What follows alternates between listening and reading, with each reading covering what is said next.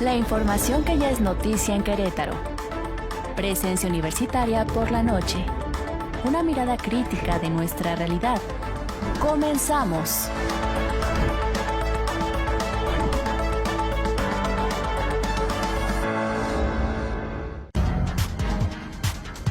Reflexión. Intercambio de ideas y diálogo. Mesa de análisis en Presencia Universitaria por la noche.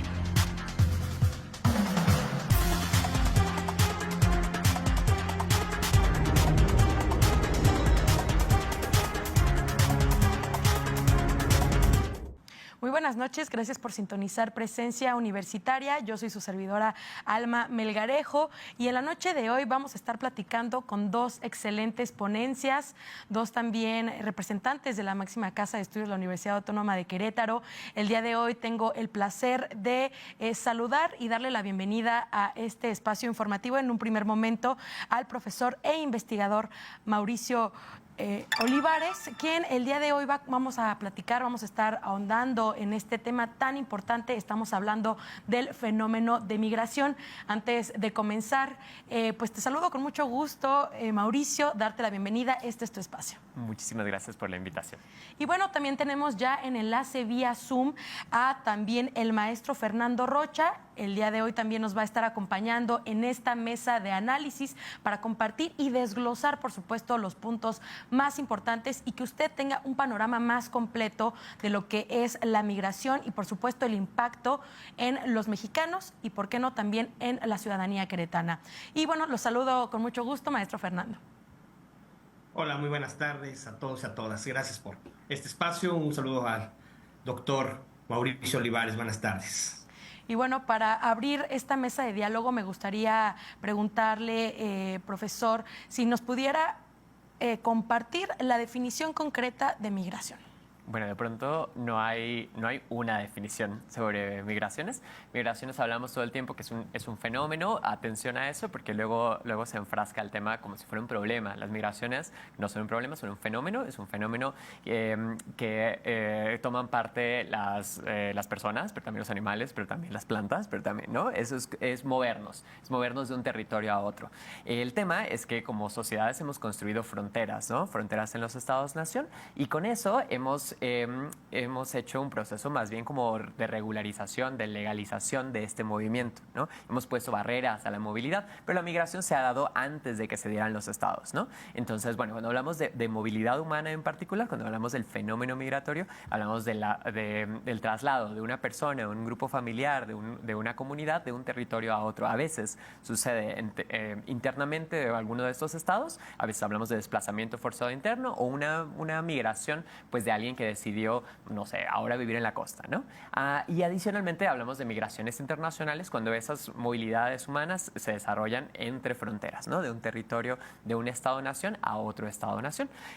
Sin embargo, pues también tenemos que explorar, y seguramente lo vamos a hacer en el resto del espacio, las razones de la movilidad. Las razones de la movilidad son las que cambian mucho de incluso cómo los estados voltean a ver la necesidad de regular esas movilidades, ¿no? Si te moviste forzadamente, si lo hiciste voluntariamente, en búsqueda del amor, en búsqueda de una mejor economía y demás. Ahí es donde se empieza a poner como más complejo el proceso más bien legal de la movilidad. Claro, pero ¿se consideraría también que este concepto o la acción como tal de migrar ha ido evolucionando con el paso del tiempo? ¿O las razones, si entramos un poquito ya con las causas de por qué una persona, un grupo, una familia busca migrar, ¿cuáles podrían considerarse? Claro, bueno, es que ha cambiado muchísimo en el tiempo, en el espacio. Es un tema como muy contextual, la migración, ¿no? La movilidad humana es muy contextual. Entonces, hay algunos territorios, lo sabemos en toda América Latina, momentos, pues, de dictaduras, momentos de revoluciones, momentos de guerra civil que provoca la salida de las personas, pero eso no es permanente, ¿no? Entonces, la salida, por ejemplo, de los contingentes argentinos, chilenos, uruguayos, brasileños, en las dictaduras del Cono Sur, pues ahora no es la razón por la cual salieron, ¿no? ¿no? Pero después los argentinos empezaron a salir por temas económicos y ahora en Argentina, a pesar del momento económico que están viviendo, tienen muchísima migración que llega pues de Bolivia o llega de Paraguay o llega de otros territorios, desde Venezuela, que llega en Argentina, por otras razones económicas, ¿no? Entonces, eso en términos de una migración internacional, pero también podemos encontrar consistentemente que, por ejemplo, ahora, que quizás antes no existía, por el cambio climático, hay muchas personas que están saliendo de sus territorios. A ver, fenómenos medioambientales siempre han existido, ¿no? Entonces, ha habido momentos donde quizás hay un desastre natural, podemos pensar, por ejemplo, en Haití, en el terremoto, pero también pues, en la historia de la humanidad ha habido muchos episodios similares. Pero ahora, más bien, la tierra deja de dar, ¿no? Las sequías se ponen más intensas, las inundaciones se ponen más intensas y entonces eso ha hecho ha provocado una movilidad humana que ahora tiene unos números y unas realidades completamente distintas, ¿no? Por ejemplo, en el caso de Haití, un montón de personas salen del territorio por un desastre natural, que es el terremoto, sin embargo, siguen saliendo muchos años después por la incapacidad de su Estado para resolver los temas producto de su inestabilidad política, de su inestabilidad económica y del terremoto, ¿no? Entonces, se confluyen todas esas realidades al mismo tiempo. Me llama mucho la atención lo que mencionas sobre este punto, pero también me gustaría enfocar las razones por las que quizá en los estudios los investigadores han podido recopilar la información por la llegada de personas a Querétaro. Querétaro sabemos que está creciendo pues día con día y cientos de familias llegan a buscar una mejor vida, una mejor calidad de vida a Querétaro, pero ustedes ya tienen contempladas cuáles podrían ser los principales motivos por los que buscan Querétaro para establecerse. Claro. A ver, no está sencillo, no hay un censo de las razones por las razones de la movilidad de todas las personas, porque no todas las personas aparecen en el censo, ¿no? Sin embargo, en el mismo censo, en el censo de cada 10 años que todos contestamos o que se contesta en todas las unidades familiares o las unidades habitacionales, podemos encontrar que sobre todo las razones de salida, que va primero quizás que las razones de llegada, las razones de salida se relacionan mucho a un tema de inseguridad, ¿no? Mucha gente que viene incluso de Guanajuato, que viene de Sinaloa, que viene del norte de México, para hablar primero de la migración hacia adentro del Estado, ¿no? Claro. La migración nacional.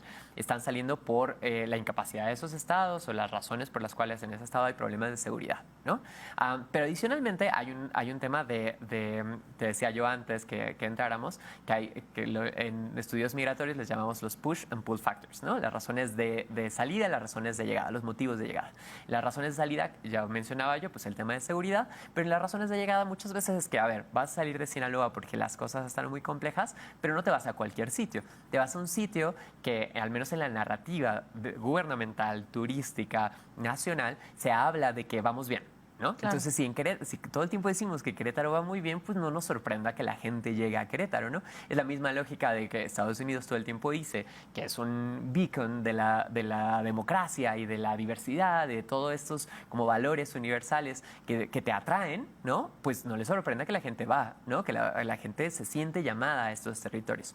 Bueno, en esa misma lógica, la gente está llegando a Querétaro y sí que ha llegado muchísimas personas del resto de la República, pero también otras personas que son migrantes internacionales, que han llegado ya sea por razones voluntarias, que han llegado por procesos de reasentamiento, porque han sido desplazados forzadamente. Claro, y tener un panorama, supongo que global, debe de ser dificilísimo en este tema, porque me imagino que, como planteas en este ejemplo, ¿no? Las personas que se encuentran en los estados más aledaños, Guanajuato, o que están catalogados quizá como más inseguros que Querétaro, quizá busquen un espacio o un estado pues más seguro, por llamarlo de esta manera. Se encuentra Querétaro, pero si lo comparamos con un contexto de una familia quizá en Mérida o en algunos otros espacios que pues son más seguros, pues ya no buscarían tanto como que la entidad queretana, ¿no? Es dependiendo el contexto de cada familia, en donde pues buscan quizá una zona más segura, con una mejor calidad de vida. Tal cual. O sea, además depende mucho de a quién conoces, claro, de qué tan cercano es, qué tan difícil la movida, ¿no? O sea, claro, mudarte a Mérida es más complejo que mudarte a Querétaro. Claro, mudarte a Querétaro que cuando vienes de Guanajuato, ¿no? Pero adicionalmente, pues no solo es la seguridad, luego es la promesa del empleo, ¿no? La idea, aquí en Querétaro vendemos mucho más la idea de los corredores industriales, el aeronáutico, demás, que de pronto uno asumiría que la gente se siente llamada a la idea de que va a conseguir empleo acá también. Entonces son muchas realidades que se intersectan, ¿no? A veces son, por ejemplo, una mujer que se mude sola, yo hablaba recién con una persona que se muda de Tamaulipas para acá y de repente la realidad puntual para ella fue es que aquí me sentí segura. No tiene que ver necesariamente con los indicadores, la gente no necesariamente revisa los indicadores. Es una perspectiva personal. Es una perspectiva, es cómo te sentiste en este espacio, si es que ya lo conocías antes, o si no, qué te han dicho, qué narrativas se construyen alrededor de este espacio, ¿no? Es una narrativa que construimos nosotros, los que vivimos aquí, los que somos queretanos, la seguimos construyendo consistentemente de que espacio seguro, de que espacio con mucho progreso, que lo que fuera, ¿no? A pesar de que tengamos esta idea de Querétaro luego que es medio decimonónica, muchas veces estamos vendiendo pues la idea de este tipo de progreso, ¿no? Sobre todo el progreso económico y el orden y demás. Ya te imaginarás, los gobiernos locales siguen fortaleciendo esa narrativa. Pues claro, las personas van llegando a estos territorios porque se concentran en resolver esas necesidades puntuales. Claro, ahora ya, dicho esto en el tema queretano, me gustaría ya también comenzar a platicar un poco de la situación, de las condiciones de los migrantes que buscan una mejor vida en Estados Unidos. Es un tema pues muy delicado, pero que ha estado sonando bastante y con con las elecciones de Estados Unidos, el 45 presidente ya Donald Trump electo, pues es una situación que por supuesto genera incertidumbre en la ciudadanía y principalmente me atrevo a decir también sobre las familias que tienen, por supuesto, algún allegado que se encuentra en Estados Unidos, ¿no? ¿Cuál podría ser, para entrar primero en contexto, las causas de una persona que, estando un mexicano que busca Estados Unidos como primera opción para migrar? Claro, seguramente de esta realidad migratoria localizada en Querétaro, Fer nos puede hablar de una manera más profunda, pero yo diría que muchas de las realidades, por ejemplo, de las personas que se han desplazado a Estados Unidos, que son provenientes de Querétaro, que muchos son de la zona metropolitana, en términos numéricos, en términos de porcentajes más de la sierra y del semidesierto, podemos encontrar las mismas realidades que todos, ¿eh? Yo digo esto no para banalizar la movilidad queretana, más bien para empatizar con los otros fenómenos migratorios, ¿no? Las otras movilidades humanas. Esto quiere decir, las personas están buscando una mejor calidad de vida o están dejando territorios que no les han respondido en términos políticos o económicos, o están tratando de dejar realidades difíciles personales, o sea, hay personas que se encuentran en peligro inminente ellos por su vida, ¿no? En algunos territorios, y además la idea de no es casualidad, la idea del sueño americano, ¿no? Claro. La idea de que si me voy, igual aquí no me va fatal, pero si me voy, si tan solo me puedo ir, puedo encontrar una mejor calidad de vida para toda mi familia. Eso es fundamental de estar pensando, porque muchas de las, Fer nos puede decir con más detalle, pero muchas de las comunidades, sobre todo en la sierra, en Querétaro, tienen largas tradiciones migratorias, donde no solo son, o sea, una persona de mi edad que está pensando cómo hacerlo mejor, sino quizás su padre o su tío, su abuelo, ya se fueron y lograron enviar dinero, y lograron tener una mejor calidad de vida, y lograron quizás unas metas que no hubieran logrado en los territorios donde se quedaron, ¿no? Entonces, eso es un llamado, decía yo, a la empatía, porque es la misma realidad de los colegas que vienen de Nicaragua, que vienen de El Salvador, que vienen de Venezuela, que están tratando de buscar acá en Querétaro o en México o en Estados Unidos una mejor calidad de vida. Claro, ¿no? Fernando, maestro, lo saludo nuevamente, entrando pues en este mismo contexto, el mismo punto, si nos pudiera dar, por supuesto, su punto de vista sobre las causas de un migrante mexicano, quizá queretano también, que busca estas otras oportunidades. Sí, bueno, como bien dice el doctor Olivares, es en primer momento, pues las causas son múltiples, ¿no? Unas de las cuales, pues es el mejorar la calidad de vida que se tiene. Sin embargo, no solamente, pues es el tema económico, sino muchas veces también son temas de seguridad tan importante que todos buscamos una seguridad, y en donde efectivamente cuando nos vemos amenazados o amenazadas, pues tratamos de irnos a resguardar a otras partes para que no nos hagan daño.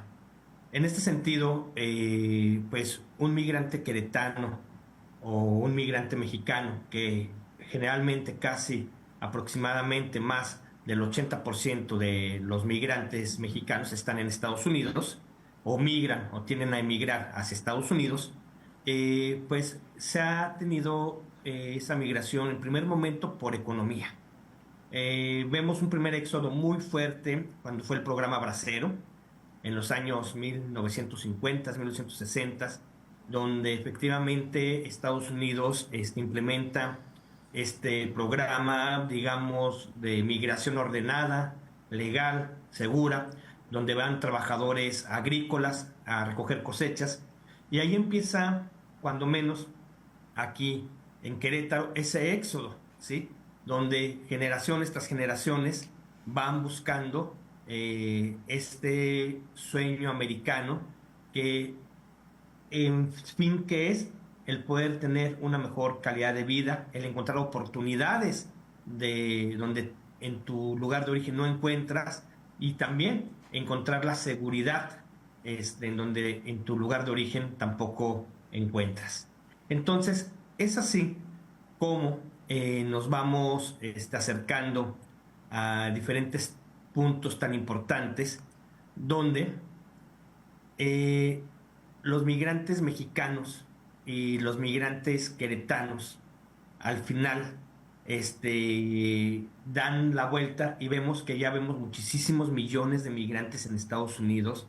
Ya tenemos de primera generación, de segunda y ahora ya de tercera generación. En este caso, principalmente hay casi 250,000 queretanos migrantes en Estados Unidos de primera generación y más de 680,000 queretanos de segunda y tercera generación. Y efectivamente, en mayor cantidad de migrantes en Estados Unidos la encabeza el municipio de Querétaro. Y como también la cifra que daba el maestro Olivares, no es así como en porcentaje como es la Sierra Gorda de Querétaro. También, esto hablamos un poquito de las causas. Me gustaría también preguntarles ahí ahora las dificultades. Los migrantes al llegar a Estados Unidos, me imagino que también pues se encuentran con diversas dificultades en términos de acceso a los servicios básicos como salud, educación, incluso a poder acceder a un trabajo digno. ¿Cuáles podrían desglosar que pudieran ser estas dificultades? Pues de pronto hay muchas, pero igual y también Fer nos puede decir con más puntualidad el caso en Estados Unidos, pero yo te voy a regresar 2 segundos antes y más bien pensar en el tránsito, que ahí hay muchas otras barreras, claro, ¿no? También para las personas mexicanas, para las personas latinoamericanas o de otros países que también utilizan México para llegar a Estados Unidos. En los procesos de securitización de las migraciones en México han provocado que las personas busquen otros trayectos muy difíciles para poder llegar a Estados Unidos. Las personas, quizás migrantes internacionales, uno como mexicano puede llegar a la frontera sin ningún problema, se supone. Hay otras anécdotas que podríamos contar, pero que de pronto podrían llegar a la frontera. Una vez que llegan a la frontera, si lo hacen de manera regular, tienen que primero aplicar a través de la CBP One, una aplicación. Una vez que tienen un espacio dentro de la CBP One para poder tener una audiencia, para poder pasar a Estados Unidos, las personas que están en búsqueda de refugio, las personas que lo hicieron regularmente, es un proceso arduo. Eso en términos de regularización, pero las personas que lo hacen de forma irregular, que tienen que atravesar este territorio y luego además la frontera de Estados Unidos, se encuentran con barreras amplísimas, barreras relacionadas claro, la migra estadounidense, ¿no? O sea, el Customs and Border Protection Agency, pero adicionalmente personas como los Minutemen que en la frontera deciden cazar a personas migrantes, ¿no? O sea, cazar con Z. Ese proceso tan complejo, pues, para poder llegar a Estados Unidos, produce un espacio como de liminalidad, un espacio en el cual las personas ya se encuentran desapegadas del propio sistema, ¿no? No se encuentran protegidas, no tienen ningún tipo de documento, adicionalmente no tienen... Si tienen suerte, tienen familias o tienen algunos colegas que pudiesen contactar, pero si no, llegan solos a Estados Unidos. Entonces, a partir de eso, ya es su intento de conseguir un empleo digno aparte, para además asegurar algún nivel de servicios del Estado. En Estados Unidos cambia mucho, de cada uno de los estados de la Unión Americana cambia muchísimo la cantidad de documentación que pudieses acceder, la cantidad de servicios públicos que pudieses acceder, la cantidad de apoyos que pudieras acceder y yo digo lo más importante, la sensación de seguridad adicionalmente, ¿no? Hay muchas personas que sienten que al salir de su casa, al salir de su domicilio, pueden ser aprendidos en ese momento, y hay otras personas en otro tipo de espacios, estoy pensando en Texas para lo que decía, y quizás en California, donde el gobierno local no colabora con la migra estadounidense, entonces se sienten un poquito más seguros para que no vayan a ser aprendidos en ese espacio, ¿no?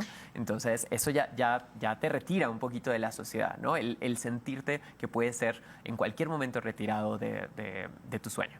Sí, claro. Para finalizar también el punto quizá del tránsito, profesor, me gustaría preguntarle si nosotros como sociedad, ciudadanía, pudiéramos también fungir como una barrera para los mismos migrantes. Y lo pregunto porque en los recientes meses, bueno, el gobernador Mauricio Curi González hacía una declaración señalando pues prácticamente o respaldando también las declaraciones de Donald Trump, categorizando quizá el fenómeno de migración como una problemática, o también señalando que podría deberse a los temas de inseguridad, ¿no? Entonces, pues supongo que las personas que simpatizan con este tipo de comentarios pudieran también hacerse ciertos prejuicios o ciertas ideas sobre pues la llegada de un migrante o pues ver a algún migrante en las calles. Todo este tema, ¿podríamos nosotros también ser estas barreras? Consistentemente lo somos, no solo nosotros, ¿no? O sea, no es algo queretano, claro, no es algo mexicano, no, claro, sino que las sociedades en tránsito, o sea, que se encuentran las personas en tránsito o las sociedades de acogida, consistentemente somos parte de las barreras del proceso. ¿Por qué? Porque si bien hemos estudiado consistentemente los procesos, te decía hace un segundo, securitización de las migraciones, eso quiere decir ver a la migración no como un fenómeno que sucede como muchos otros fenómenos, sino que como un problema de seguridad. A eso nos referimos con la securitización. No solo es una serie de políticas del Estado, sino también una serie de acciones puntuales de las sociedades de acogida. Eso quiere decir, veo una persona solicitando apoyo en el semáforo, claro, veo una persona que está una persona con un acento diferente, ¿no? Y esa persona pienso que es más probable que me asalte que alguien que tiene el mismo acento que yo. Eso en muchas partes del mundo es la realidad, ¿no? Sin embargo, en muchas partes del mundo también ha habido un proceso completo de sociedad civil y de los gobiernos para retirar esos prejuicios, esos estigmas sobre las personas que están en contextos de movilidad, ya sea otra vez las personas que están en tránsito por nuestro estado o las personas que han decidido hacer de Querétaro su espacio de vida, ¿no? Su espacio de residencia. Entonces, voltear a ver a la movilidad humana como un tema de seguridad provoca un proceso, como te decía hace un segundo, para el caso de Estados Unidos, una forma en la cual las personas no se integran, claro, al momento de no integrarse, a las personas, bueno, todos nos integramos, ¿no? Pero las personas no buscan su integración porque sienten esta resistencia del Estado, resistencia de la comunidad adicionalmente, una exigencia. ¿Te acuerdas que hace tiempo había una campaña de Queretanízate, ¿no? La idea de que de alguna forma hay una única forma de ser un habitante de la ciudad o del Estado, y eso de pronto va en contra de muchas otras narrativas del propio Estado y de nuestra comunidad en términos de diversidad, y en términos de acogida y en términos de modernidad, ¿no? Esas cosas suceden al mismo tiempo. Entonces, las sociedades de acogida consistentemente somos un obstáculo, pero también un facilitador, ¿no? A veces eso es cierto para muchas movidas, en muchos movimientos sociales lo podemos identificar. Muchas veces la perspectiva de seguridad, la perspectiva de, voy a decirlo así, de forma cruda, pero entenderá el auditorio lo que quiera entender, de una propuesta más de derechas va a ser una propuesta de seguritización, una propuesta de que tendrías que dejar todo lo que eras para volverte uno de nosotros si es que eres digno de ser parte de nosotros, wow, ¿no? Y la propuesta más progresista, que no digo que de ningún partido, pero la visión más progresista implica que las personas en nuestras convivencias, que son muchas, ¿no? Aprendemos de todos, ¿no? Y enseñamos a todos. Y aportamos. Y aportamos a todos, ¿no? Y entonces este proceso como más complejo a múltiples vías es un proceso de integración. Ahora, el proceso de integración lo llevamos cuidado, guiado, o lo llevamos que las personas ahí solas le busquen y toquen la puerta, ¿no? Ese es un reto importantísimo que igual vamos a hablar más después, pero que las personas siguen enfrentando, y que las comunidades receptoras o las comunidades que acompañan el tránsito, las personas que nos encontramos muchas veces en las rutas de tránsito de quienes deciden migrar, no estamos siendo empáticos. Y cuando no somos empáticos, o más bien incluso reproducimos la idea pues de la seguritización de las migraciones, la idea pues de que es un problema problema y es un problema de seguridad y que si alguien nos pudiese causar daño son estas personas y no alguien de la localidad, entonces, claro, abonamos y somos una barrera adicional para la movilidad. Claro, maestro Fernando, ¿le gustaría abonar algo referente a este punto de pues las dificultades en el tránsito o le gustaría también ya comenzar platicando de las dificultades también que se encuentran ya en Estados Unidos o en cualquier otra parte de que se busque? Algo muy importante que quisiera completar del tránsito es que antes lo más difícil era cruzar Estados Unidos. Hoy, y hace ya más de 10, 15 años, lo más difícil es llegar a la frontera. Hay secuestros masivos de migrantes y eso desafortunadamente nadie lo está tomando de una forma en serio. Hay familias, en las fronteras prácticamente son presas de los cárteles, los migrantes, y en este sentido muchos testimonios comentan que no es lo difícil cruzar. Si bien el doctor Mauricio Olivares comentaba, pues sí, los Rangers, los que están cazando a los migrantes, o la Migra, o la Border Patrol, o el CBP, hoy yo creo que un gran reto que nos enfrentamos, desafortunadamente, es a la delincuencia organizada, a la trata de personas, y que efectivamente siguen las sombras.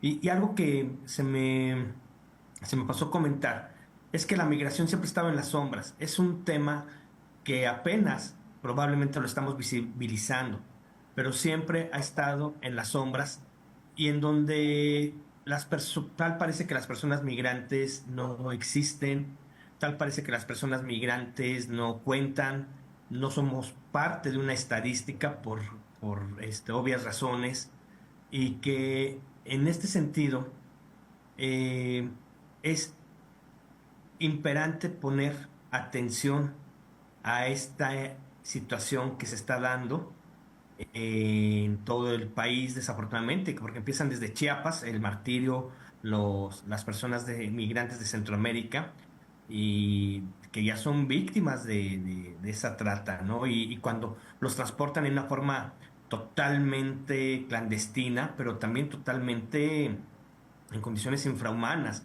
Tuvimos el caso hace 2 años, 3 años del tráiler que se encontró en San Antonio, casi fueron 38, 40 muertos. Tuvimos ahí un queretano aquí de la Sierra Gorda que encontramos dentro de las víctimas. Tenemos gente hacinada en cajas secas, en trenes. Tenemos gente que desafortunadamente está en dobles fondos o lo quieren pasar por diferentes vías donde está totalmente en peligro su vida, ¿no? Tenemos también, y se ha dado un incremento grandísimo de mujeres migrantes y de niños no acompañados, de menores no acompañados, y también es un tema que se debe de tomar, que se debe de tratar y que desafortunadamente no se toca. A nosotros nos toca mucho atender aquí en la sierra casos de secuestros, casos de desapariciones, casos donde hay menores serranos que son capturados por la patrulla fronteriza y son puestos a disposición de las casas hogar o de los DIF municipales de la frontera, y hay que ir por ellos. Nos ha tocado ver casos de mujeres migrantes que también han sido detenidas o han sido tratadas infrahumanamente, y también tenemos que ver ese tema. Y no solamente es la atención, digamos, de una forma, vamos a decirle de una forma donde, bueno, los regresamos, sino que también es importante ver la salud mental de los migrantes. Y es otro tema tan importantísimo. ¿Por qué? Porque en el tránsito, ¿sí?, se deteriora muchísimo la salud mental de las personas migrantes, y no se toca, no se ve. Y a nosotros también nos ha tocado pues darle terapia, darle contención emocional a las personas migrantes que han sido víctimas de diferentes tipos de violencia en su tránsito hacia Estados Unidos. Entonces, yo haré un llamado a que empecemos a visibilizar todo este tema, a que no solamente se vea como probablemente eh, con las remesas, ¿verdad? Que somos héroes, pero desafortunadamente hay mucho dolor, hay mucho sufrimiento, hay mucha tristeza, ¿sí? Que, que están dentro de esas remesas que llegan aquí a México. Bueno, estamos llegando al final de este primer bloque. Maestro, doctor, seguiremos hablando de este tema sumamente complejo que pues hemos estado apenas, yo creo que en el principio de lo que es algo que podemos desarrollar pues infinitamente, pero ¿alguna reflexión para finalizar este primer bloque? Pues nada, que este testimonio que da Fernando en este momento es justo el tema de la securitización. El asunto que el Estado mexicano haya decidido que esto es un tema de seguridad pone en riesgo a todas las personas que están en este proceso de tránsito, ¿no? Bueno, vamos a ir a una pequeña pausa, tendremos más información. Al regresar me gustaría también estar entrando en información relacionada al panorama de los migrantes con la llegada ya de Donald Trump, que será un tema pues bastante relevante en los próximos años, también de cómo va cambiando esta situación de los migrantes mexicanos en Estados Unidos pues a raíz de este mandato, y estaremos desglosando también algunas cifras y también sumamente importante lo que ocurre en el semidesierto de Querétaro. Vamos a una pausa. Continúa usted en Presencia Universitaria. Gracias por continuar en este especial en donde estamos hablando de un tema sumamente relevante que nos concierne a todos nosotros, y estamos hablando de la migración. En el primer bloque hablábamos pues de diversos temas, dando continuidad a las dificultades en el tránsito de los migrantes. Ahora ya también entrando y preguntarle al maestro Fernando si nos pudiera ya desglosar un poco estas dificultades ya al llegar a Estados Unidos. ¿Qué es lo que ocurre pues cuando se busca acceder a esta mejor calidad de vida? ¿Es cierto que al llegar a Estados Unidos ya pudiera considerarse que pues estás del otro lado? Sí, pero ¿cómo puedes acceder a un trabajo digno? ¿Cómo accedes a la salud cuando tienes alguna situación? El acceso también a la salud mental, a que puedas tener algún tipo de terapia. Hay personas que dan acompañamiento ya estando pues instalados en Estados Unidos, maestro. Bueno, en este sentido se tiene que ver de qué forma migras hacia Estados Unidos. Hay dos formas de migrar. Una primera migración es la deseable, y la que es cuando se migra por visas de trabajo. Generalmente es la visa H2A, H2B. La H2A es para trabajadores agrícolas y la H2B pues para algunos empleos dentro de la ciudad, construcción, yardas, etcétera. Y, y la otra migración es cuando tú migras de una forma sin documentos. Entonces, en este sentido, es importante que cuando tú llegas con un empleo, llegas con una visa de trabajo, lógicamente que hay muchas más facilidades y hay un poco más de ver cómo puedes desarrollarte dentro de tu entorno, que cuando llegas de una forma sin papeles. Quiero acotar algo. Muchas veces les dicen los ilegales, pero aquí en el mundo ningún ser humano es ilegal y tenemos que ir cambiando este tema porque no hay ninguna persona ilegal en este mundo. Y tenemos que cambiar esta parte por personas sin documentos. Ahora, vuelvo a acotar. Cuando llegas tú sin documentos, pues efectivamente vas a ver cómo llegas y eres vulnerable. ¿Por qué? Porque efectivamente habrá ciudades, santuarios, como Nueva York, California, algunos otros más, Pensilvania, que otros estados que son prácticamente anti-inmigrantes, Texas, Florida, Georgia, Arizona, y en donde a través de los entornos donde tú te vas y vas a estar ahí, pues también va a depender mucho de tu desarrollo. Nos comentaban efectivamente testimonios y que los vivimos también a diario, que día a día la migración ha ido teniendo más dificultades ahí en Estados Unidos para poder conseguir un empleo, para poder conseguir oportunidades, para poder conseguir efectivamente rentas. Ahorita las rentas están por los cielos en muchas ciudades de Estados Unidos. ¿Y qué hacen los migrantes? Viven 20 personas, 25 personas en una casa, viven hacinados, algunos no tienen pues efectivamente accesos a diferentes temas, o si tú viajas con niños, niñas, pues también es difícil a veces el que tú los puedas insertar dentro de la escuela. ¿Por qué? Porque efectivamente depende y va a depender mucho del estado donde te encuentres. Pero la generalidad es principalmente que sí hay una gran dificultad para las personas que viajan o que migran sin papeles, y que ahora con las medidas antimigratorias, racistas, pues se vuelve un entorno mucho más difícil que en años anteriores. Vemos que en el año 1987-88 Ronald Reagan decreta una amnistía, da papeles a muchísimas personas migrantes mexicanas, queretanas, los hace residentes, y algunos a través de seguir un proceso de ciudadanización, pues obtienen la ciudadanía estadounidense. Ahora ya no. Ahora hemos buscado y hemos luchado por una reforma migratoria que no se ha dado. Hemos luchado por permisos tipo el TPS. El TPS es un permiso temporal de trabajo, tampoco se ha dado, que Estados Unidos lo da a ciertos países.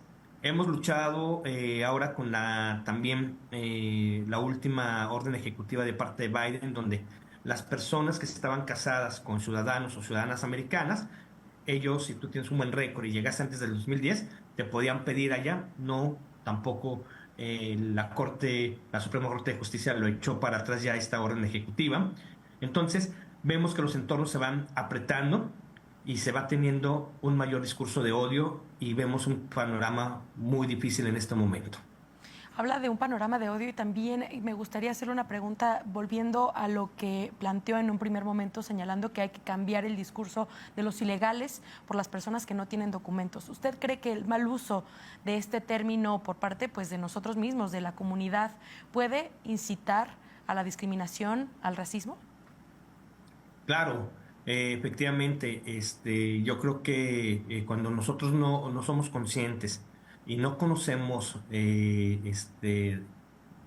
a nuestra realidad que nos está alcanzando, pues efectivamente pues empezamos a tener discursos de odio. Y los discursos de odio vienen pues por diferentes temas, ¿no? A veces, en primer lugar, pues por raza, racismo. A veces vienen por distintas disputas bélicas, a veces vienen por distintos ideologías, pero generalmente ahora en Estados Unidos nos han hecho ver que los migrantes mexicanos somos asesinos, somos violadores y somos los que vamos a hacer todo el mal y del crimen que se tiene, ¿no? Y esa parte, pues no hay un sustento, porque los migrantes mexicanos aportamos al casi 2% del Producto Interno Bruto de Estados Unidos. Muchos mexicanos y mexicanas sin papeles pagan impuestos, declaran cada año pues todo lo que le va a corresponder al fisco de Estados Unidos. Consumen, levantamos las cosechas, levantamos muchas construcciones, hacemos muchos trabajos muy difíciles que se tienen y que a veces ninguna persona de Estados Unidos la hace. Entonces, efectivamente, cuando hay estos discursos de odio, la comunidad más conservadora, la comunidad también que se siente con una supremacía racial, pues efectivamente empieza a dar no solamente los discursos, sino empiezan los actos de odio. Bien, ahora cambiando un poquito de tema, también me gustaría preguntarle, doctor, ¿cómo afecta también la situación laboral de los migrantes mexicanos que se encuentran en Estados Unidos a su calidad de vida y también a sus familias? Bueno, de pronto suena casi quizás obvio el diálogo, porque tanto aquí, o sea, imagínate que no eres migrante tampoco, vives aquí en Querétaro, tener un trabajo que te paga menos, pues tienes quizás acceso a menos oportunidades. Deja tú además de una alimentación más saludable, hasta para tiempo libre, para ocio, para entretenimiento, para que quizás tener acceso a productos culturales, a poder cuidar de tu salud, a cuidar preventivamente de tu salud incluso, ¿no? Ahora, imagínate, y estamos pensando en particular en las personas que se encuentran en una situación irregular migratoria en Estados Unidos. Estas personas, si de por sí una persona migrante regular en Estados Unidos se encuentra con muchos problemas para el acceso a la salud, una persona en situación irregular todavía más difícil. ¿Por qué en particular para Estados Unidos? Porque muchas veces el permiso de trabajo es la llave para acceder al programa de salud. Si no, te rechazan, ¿no? Entonces ya de cajón ya vemos que el acceso al empleo, un empleo deja a uno digno, ¿no? Un empleo te puede abrir la puerta a otros derechos, ¿no? Pero adicionalmente, y abonando a lo que recientemente estaban discutiendo, los procesos de discriminación, los procesos de xenofobia están atravesadísimos con el hecho de que te den o no te den el empleo, ¿no? Cómo te ven, cómo te tratan, y si están dispuestos no sé, a darte un empleo cuando quizás no tienes el acento estadounidense, sino que tienes un acento pues, mexicano, ¿no? Pero hondureño o lo que sea. Adicionalmente, que tus hijos puedan ir al colegio, ¿no? En algunos estados en Estados Unidos no te piden ningún tipo de documento y simplemente llegas, los inscribes y listo, y en otros sí te piden documentos, ¿no? Cada uno de estos, por eso siempre cuando hablamos de derechos humanos, siempre estamos hablando de que todos están atados, ¿no? Todos los derechos humanos están atados porque uno te funciona muchas veces como llave para el otro. ¿Por qué? Porque sin acceso a la salud, muchas veces no tienes acceso al empleo. ¿Por qué? Porque de repente no puedes de hecho llegar, ¿no? Porque te duele la espalda. Si te duele la espalda no puedes llegar de hecho al empleo, no puedes operar en el campo, no puedes operar en la industria, no puedes operar en ningún sitio. Cada uno de estos derechos están todos interconectados. Claro. Si no volteamos a ver cómo es necesario que el gobierno estadounidense voltee a ver esa complejidad de acceso a derechos para sus propios ciudadanos y para las personas que regular o irregularmente viven ahí, no estamos comprendiendo la mitad de las cosas. Esto lo digo en clave también de México, ¿eh? Estar considerando, por ejemplo, programas de acceso al empleo que no consideran cómo es necesario transformar también el acceso a la salud y el acceso a la educación de las personas que han migrado a México, es el mismo proceso pues, de desconexión con las realidades puntuales de las personas que migran. Maestro, también su punto de opinión sobre este tema, también hablando de las dificultades. Bueno, esa información ya pudimos desglosarla un poco más. Sin embargo, el impacto también en la calidad de vida de los familiares, de las personas que se quedan, por supuesto, pues buscan las personas que se van satisfacer un poco mejor las necesidades que tienen estas familias, pero hay también un impacto detrás en, pues de alguna manera, perder esta cercanía, este vínculo, este mano a mano con ya sea padre, tutor, abuelo, la persona que decide pues migrar. Bueno, en este sentido creo pues que efectivamente estos temas que vuelvo a comentar, si tú tienes en primer lugar una visa de trabajo, pues efectivamente va a ser una llave para abrirte otras oportunidades. Pero igualmente, cuando tú vas sin papeles, efectivamente te cuesta el doble o el triple. O también, muchas veces depende, y vuelvo a insistir mucho, de la ciudad o también de las ciudades o de tu acogida donde te encuentres, porque también muchas veces, oye, viene un hermano mío, viene un primo y bueno, luego lo podemos colocar, pero si no tenemos esa red de soporte allá en Estados Unidos, pues es muy, muy, muy, muy difícil, ¿sí?, que tú tengas este tema. Y un tema muy importante que quiero abonar también es que muchos migrantes van jovencitos, muchos están esperando que termine la secundaria, ahora la prepa y para irse, y empiezan a los 16, 17 años, 18 años, y también ahora son presas allá de las adicciones. ¿Por qué? Porque ganan dinero, están solas allá, y efectivamente, pues ahora pues ya las drogas corren en Estados Unidos como no tienes idea. El año pasado, más bien este año, 2024, llevamos ya 18 repatriaciones de jovencitos por muerte de fentanilo. Y es muy triste, sobredosis de fentanilo, porque caen en la tristeza, en la desolación, en la desatención de salud mental. Yo siempre les digo, si tú tienes un migrante, llámales márcales.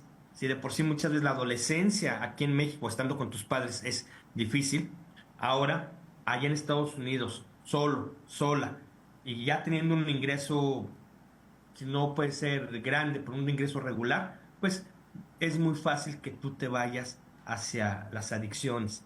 Entonces, pues sí, es importantísimo esas redes de apoyo que se puedan construir, y que puedan llegar allá en Estados Unidos todas las personas migrantes. También me gustaría preguntarles cómo cambió la situación de los migrantes mexicanos en Estados Unidos de la llegada de Trump. Bueno, ahorita es Joe Biden, pero en el periodo anterior pues estuvo Donald Trump. Me gustaría saber si hay una comparativa entre el mandato de Donald Trump y también lo que ocurrió con Joe Biden, porque pues estará ya tomando protesta en los próximos meses Donald Trump. Si pudiéramos tener quizá una visión de cuál pudiera ser la comparativa entre ambas administraciones. Pues de pronto, si quieren, me agarro esta primero. Yo no veo fuera de la narrativa una diferencia fundamental entre los gobiernos. Lo digo porque consistentemente activistas lo mencionan también. Por ejemplo, durante el tiempo de Barack Obama hubo más deportaciones que en el gobierno republicano anterior, ¿no? O sea, de pronto hay una idea acerca de los procesos de regularización migratoria que pensamos que de pronto los demócratas van a ser no solo más positivos, sino que aparte van a actuar de una forma que sea consecuente con esa narrativa. Y de pronto no tanto. A ver, en el caso de Joe Biden se ha enfrentado en particular a una serie de jueces, porque no solo la Suprema Corte de Justicia, que ya ha tenido varios fallos, como decía recientemente Fernando, que han puesto barreras puntuales a qué es lo que puede decir el gobierno federal en cuanto a movilidad humana, ¿no? El gobierno de Texas, el gobierno de Florida se han interpuesto al gobierno federal para trastocar las acciones ejecutivas, pero otras órdenes puntuales, a veces de agencias, ¿no? Como en el caso de la migra, ¿no? Ese proceso ha cambiado. Vamos, no puedo yo decir que en el gobierno de Joe Biden se ha hecho todo esto, porque muchas veces ha sido el propio aparato conservador de los jueces en Estados Unidos que han detenido muchos de los quizás que pudieron haber sido avances para la regularización migratoria de muchas personas que han llegado, por ejemplo, de las personas que les hemos llamado muchas veces dreamers, pero hay muchas formas de referirnos a ellos, que son las personas que han llegado muy pequeñas a Estados Unidos con sus familias y que básicamente es el único país que conocen, ¿no? Claro. Estados Unidos. Y que ya es su nacionalidad. Que bueno, de pronto que no es necesariamente su nacionalidad en términos legales, pero sí en términos culturales, ¿no?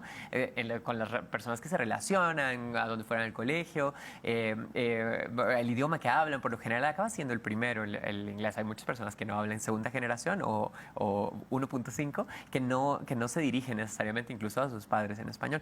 Ese tipo de dinámicas que han sucedido, yo diría, no es solo Joe Biden y su administración, sino también el aparato judicial, jurisdiccional en Estados Unidos, ¿no? Eso ha sido muy complejo. Sin embargo, en esta campaña ahora entre Kamala Harris y Donald Trump, vimos como, si bien la narrativa era bastante distinta, sigue siendo chivo expiatorio para cualquiera de los dos lados el tema de la movilidad humana. A ver, en Estados Unidos las personas estadounidenses siguen diciendo que es una crisis, y vamos, que sí es un tema, es una crisis por la falta de atención, no por otra cosa, ¿no? No son unos números así completamente fuera de dimensión versus lo que se ha visto antes. Sin embargo, es una desatención importante del gobierno federal y de los gobiernos locales. Pero sobre todo ha sido una narrativa de invasión que sí que detonó Donald Trump en su administración anterior, que estoy seguro que vuelve ahora, ¿no? Te acordarás que inmediatamente entra Donald Trump en su administración pasada y empieza con los bloqueos para la movilidad de las personas de ciertos países árabes, ¿no? Claro, eso se lo detuvieron porque las razones para poner esa acción ejecutiva se relacionaban sobre todo a racismo y xenofobia, ¿no? En este caso, islamofobia, ¿no?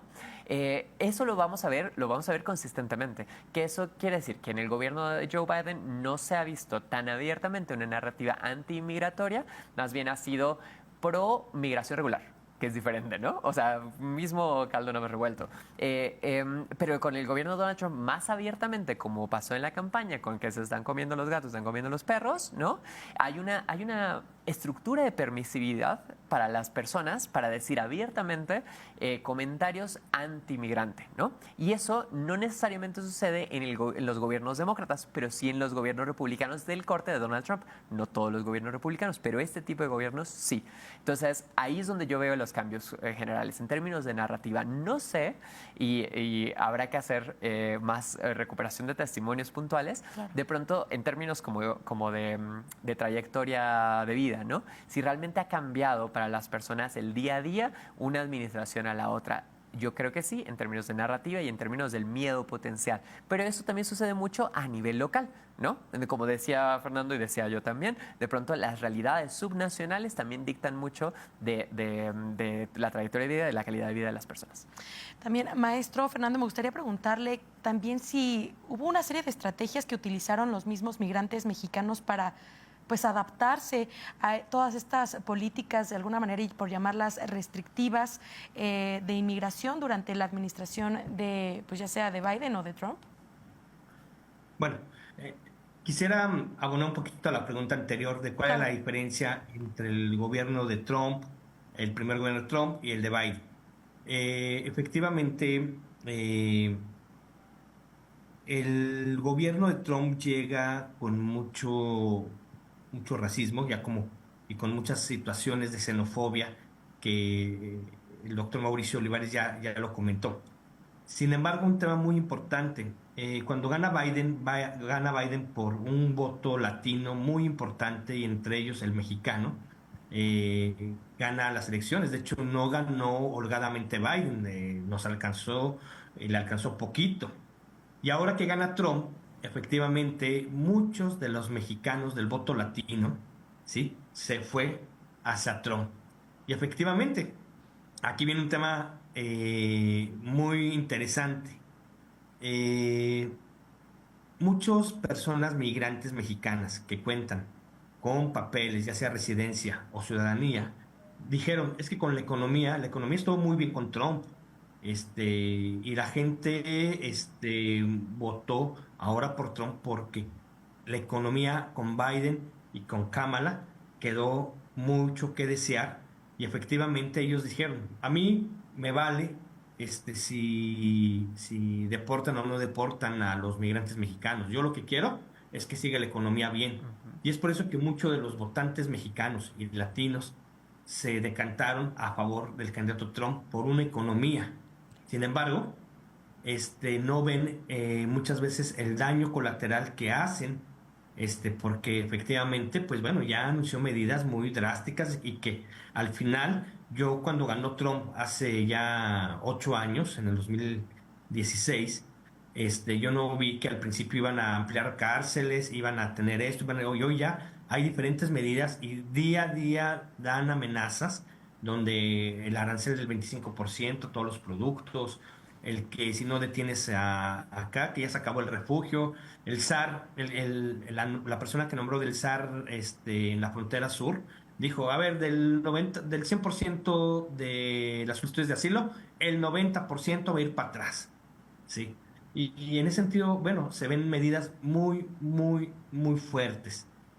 Y ¿qué vemos en la administración de Biden? Un discurso más moderado, prácticamente no tan racista, pero vimos también que una economía muy mermada, y que es por eso que también muchos estadounidenses votaron por Trump, porque en los 4 años de Trump fue una economía muy, muy buena. Maestro, se nos está acabando el tiempo, pero me gustaría que dieran un breve mensaje para finalizar esta edición, compartir. De ahí tenemos un minutito cada uno, si nos ayudan pues a despedir al auditorio con algún mensaje o reflexión. Bueno, yo nada más decir que de pronto si hacemos un esfuerzo de interrogar la política estadounidense en términos migratorios, tenemos que asegurarnos ser consecuentes y ser congruentes, y también interrogar las políticas del Estado mexicano y también las políticas subnacionales, las narrativas subnacionales sobre la diversidad y la movilidad humana. Muchas gracias, doctor, y también, maestro, si le gustaría compartir algún mensaje. Claro que sí. Yo siempre he dicho que lo que no se menciona no existe. Y efectivamente, tenemos que seguir teniendo y poniendo en todas las mesas de análisis el tema de la migración, porque es un tema muy importante que está siendo y ha estado afectando a muchísimas familias, principalmente queretanas, mexicanas y bueno, de todo el mundo.